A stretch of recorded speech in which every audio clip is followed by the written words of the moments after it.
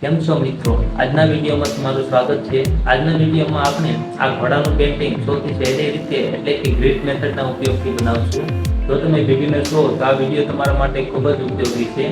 તો વિડીયોને પૂરો જોજો અને વિડીયો ગમે તો લાઈક, શેર અને સબસ્ક્રાઇબ જરૂર કરી દેજો. તો મિત્રો, આપણે ડ્રોઈંગ કરવા માટે એક scale, HB pencil, 8B pencil અને પેપર અથવા તો કેનવાસ પણ લઈ શકો છો.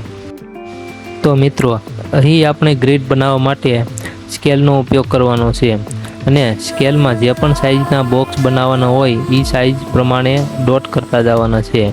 અહીં હું 1 ઇંચના ગાળે ડોટ કરતો જાઉં છું, જેથી ગ્રીડ બનાવવામાં આસાની રહે.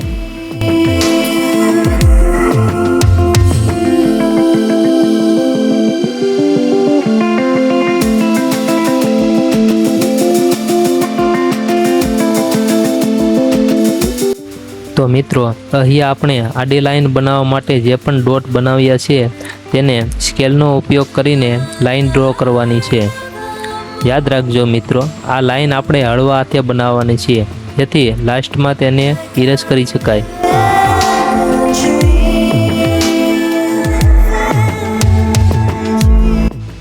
આડી લાઈન બન્યા બાદ આપણે ઊભી લાઈન બનાવવા માટે પણ તે જ રીતે 1 ઇંચના ગાળે ડોટ કરતા જવાના છે.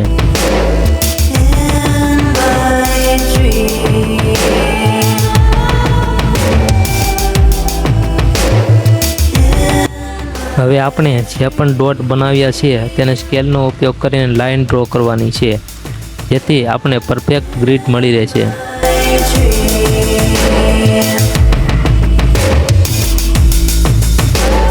ગ્રીડ લાઈન બન્યા બાદ ઊભી અને આડી લાઈનમાં હું નંબર આપી દઈશ, જેથી ડ્રો કરવામાં આસાની રહે.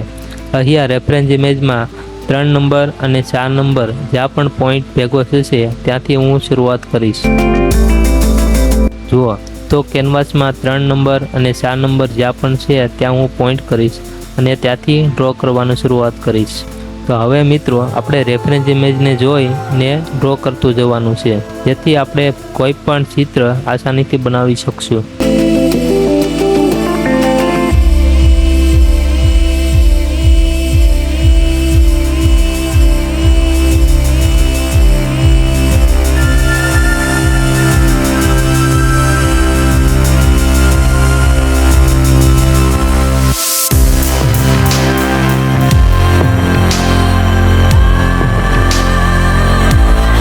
તો મિત્રો, આપણે ગ્રીડ મેથડ દ્વારા આઉટલાઈન બનાવી નાખી છે.